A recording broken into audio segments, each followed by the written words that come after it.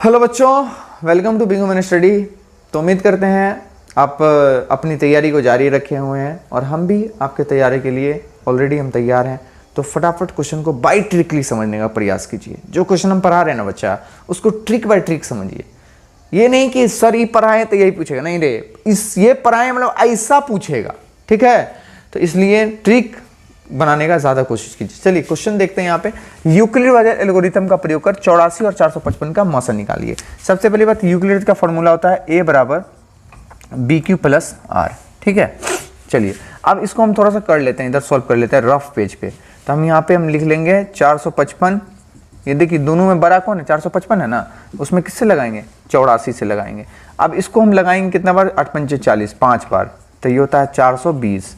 ये घटेगा 35, ये 84 यहाँ उतार लो, 35 दूना कितना होता है, 70 होता है। तो भाई यहाँ बच गया 14, आइए उतारोगे 35, 14 दूना 28, सॉरी 28, इसमें से देखो घटाओगे तो ये होगा 7, ये 14 यहाँ उतारो, 7 दूना 14, खत्म, मामला गोल, खलास।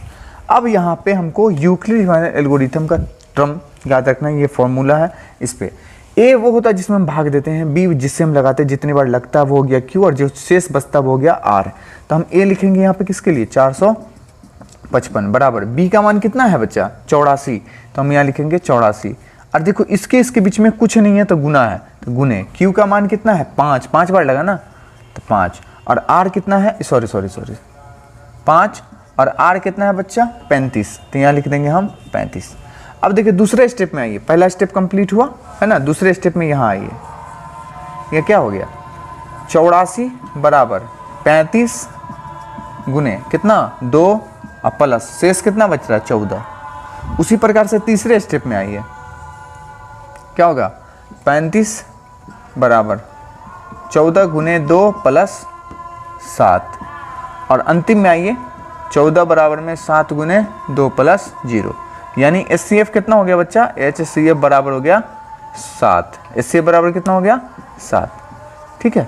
तो उम्मीद करते हैं आपको ये क्वेश्चन बहुत ही अच्छे से समझ में आया होगा। चलिए देखते हैं क्वेश्चन नंबर 2 पे, सॉरी क्वेश्चन नंबर 6 पे, क्योंकि 4 ऑलरेडी पहले हो चुका है, 5वां और 6ठा, ठीक है। हम आज के दूसरे क्वेश्चन पे आ रहे थे, बट ये क्वेश्चन नंबर 6 है। क्लियर, नहीं यहाँ क्या लिखा है थोड़ा सा इसको बढ़िया से समझिएगा बच्चा, ठीक है, इसमें बहुत बच्चा फंसने वाला है।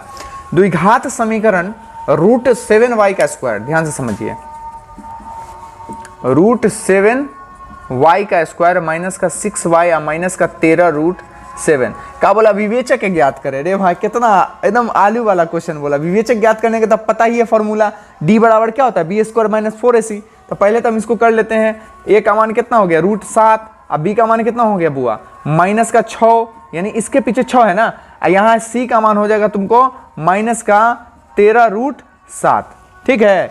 अब विवेचक का हमको फॉर्मूला पता है, क्या होता है d बराबर में b² - 4ac। चलो रे भाई b का मान कितना है, तो देखो b का मान माइनस का 6 है, तो माइनस का 6 का हम क्या करेंगे स्क्वायर, माइनस 4 है तो हम 4 लिखेंगे।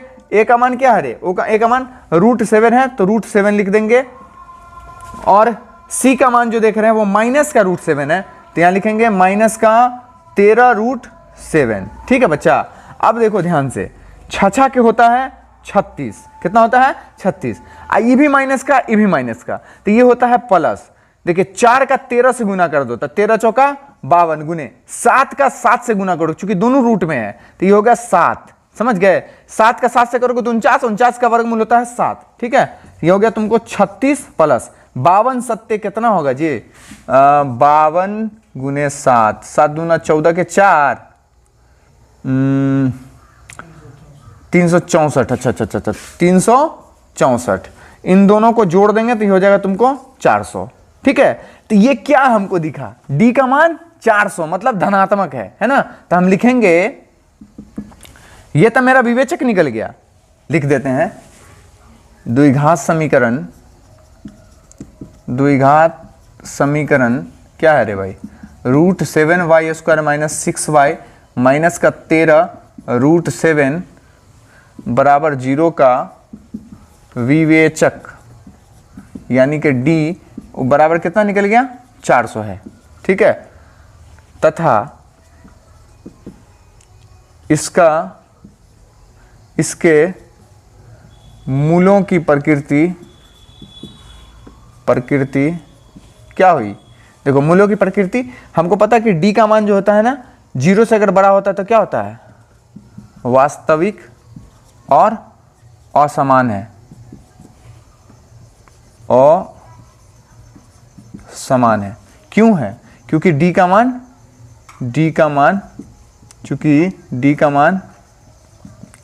0 से अधिक है। क्या है? अधिक है। ठीक है, उम्मीद करते हैं आपको ये क्वेश्चन बहुत अच्छे से समझ में आया होगा।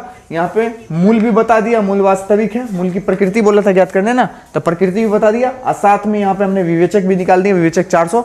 तो आपको ये क्वेश्चन भी बहुत अच्छे से समझ में आया होगा। अगर नहीं समझ में आया झट मंगनी पट बिया 16 दूनी कमेंट, ठीक है, फटाक से कमेंट कर देना। चलिए मिलते हैं क्वेश्चन नंबर 7 पे।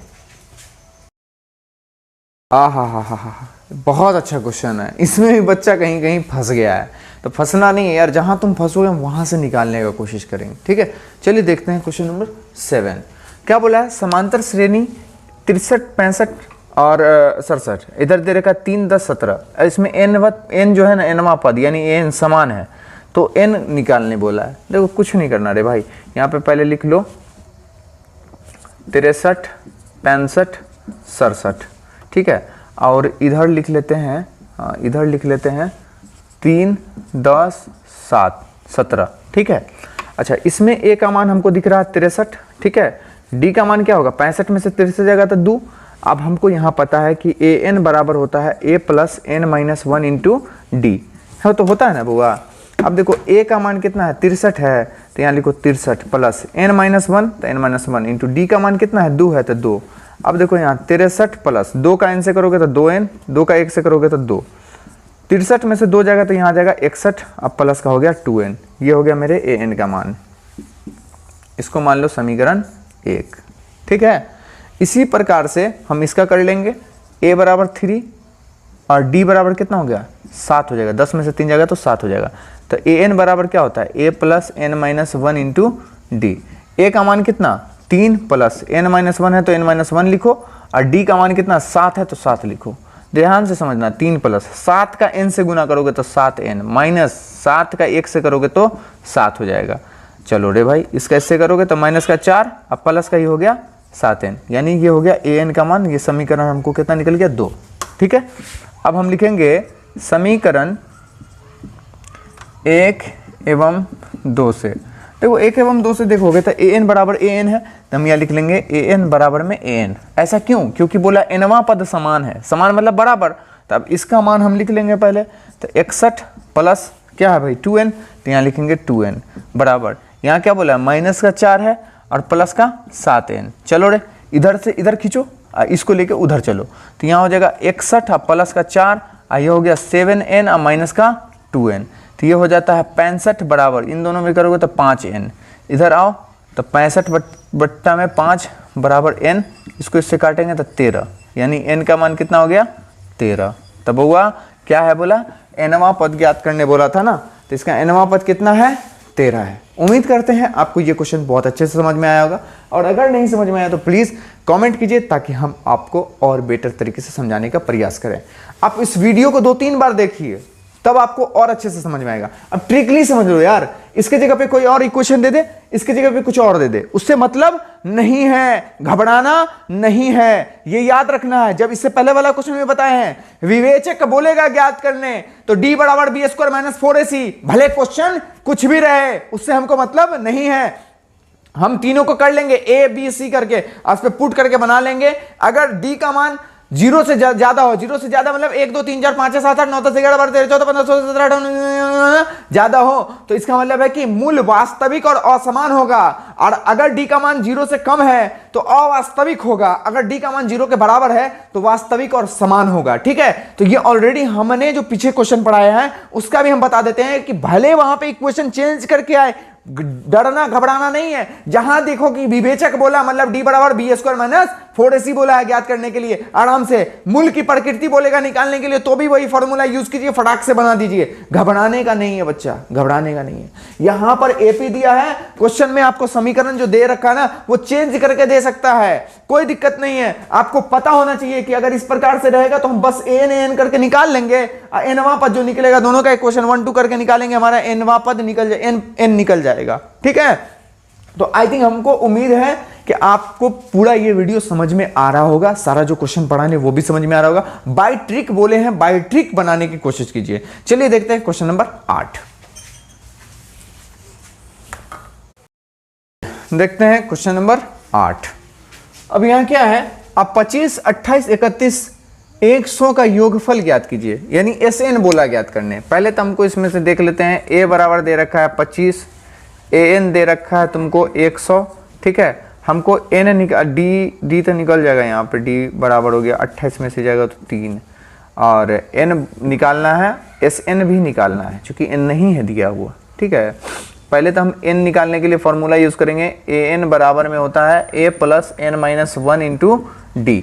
ए एन का मान कितना है, यहाँ पे 100 है तो 100 बराबर ए का मान कितना है 25 है तो 25 प्लस एन का मान नहीं मालूम तो एन माइनस 1 इंटू डी का मान कितना है 3 है। चलो रे एक काम करते हैं, इसको इधर लेके आ जाते हैं तो ये हो जाएगा 100 माइनस का 25 बराबर में हो गया एन माइनस 1 इंटू का 3। इसमें से घटाओ तो 75 बट्टा में हो गया एन माइनस 1। ये जो 3 है ये इसके साथ गुना में, इधर आएगा तो भाग में, तो ले लो भाग में 3, इससे काटेंगे तो हो जाता है 15, 25 हो जाएगा। तो 25 ये बराबर में n माइनस 1, माइनस का 1 खींच के लाओ तो 25 प्लस का 1 बराबर n, यानी n का मान कितना हो गया 26। अब तो n मिल गया। अब n मिल गया है तो देखो जहां पर a और n दोनों दिखे, a और an दोनों अगर दिखता हो तो हम एक फॉर्मूला लगाएंगे। Sn बराबर में होता है n/2 into a plus an। ठीक है, अगर हमको a और an दोनों का मान दिखाई दे तब तो चलो n का मान कितना आया 26, तो 26 बट्टा में 2 लिखो। a का मान कितना आया 25, तो यहाँ लिखो 25 प्लस an का मान कितना है 100, तो यहाँ लिखेंगे हम 100। इसको काटेंगे तो ये हो जाएगा 13, ये हो गया तुमको बराबर में 13 इंटू 25, इसको जोड़ेंगे तो कितना होगा 25 100 हो गया तुमको 125। ठीक है, इसको इससे गुना करो तो हो गया तुमको 1 13 1325, 1625, 1625, ये हो गया मेरा आंसर। ठीक है बच्चा, तो एसएन यानी कि योगफल जो बोला था हमको ज्ञात करने के लिए वो हमको निकल गया है। Thank you for watching my video, और बने रहिए हमारे चैनल पे लगातार। जो भी क्वेश्चन पढ़ा रहे हैं वो सारा आपके लिए महत्वपूर्ण है, आपको ट्रिक बाय ट्रिक सीखना है। जब भी इस प्रकार का क्वेश्चन रहे और योगफल बोले ज्ञात करने के लिए आराम से, भले भाई इस इक्वेशन चेंज नो मैटर भाई, क्या दिक्कत है, हम आपको बता चुके हैं किस तरह से बनाना है, आराम से बनाइएगा, मार्क्स बड़ी जोरदार मिलने वाला है। ठीक है, बढ़िया से तैयारी कीजिए। All the best for your board exams भाई, क्योंकि बहुत कम समय है और आपको ऑल द बेस्ट ही बोलेंगे, बेस्ट ऑफ लक नहीं बोलेंगे। बेस्ट ऑफ लक का मतलब ये होता है कि अगर आपका किस्मत साथ दे तो ऑल द बेस्ट, मतलब भले भाई किस्मत साथ दे ना दे घंटा फर्क नहीं पड़ता, सब कुछ आपका अच्छा ही हो। ठीक है, तो इसलिए हम आपको बोलेंगे ऑल द बेस्ट, क्योंकि आप लोग तैयारी करते रहिए, आपका जो एग्जाम आने वाला है उसमें और बेटर करके दिखाइए। Thank you for watching my video, मिलते हैं हम नेक्स्ट वीडियो में।